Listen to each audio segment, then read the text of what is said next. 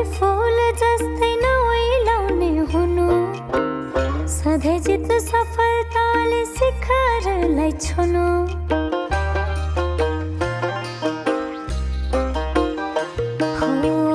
मखमली फूल जस्तै नओइलाउने हुनु, सधैँ जित सफलताले शिखरलाई छुनु।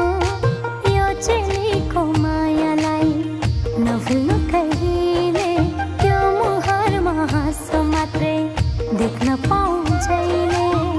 यति भए अरू खुसी चाहिन्न मलाई, मेरो प्यारो भाइ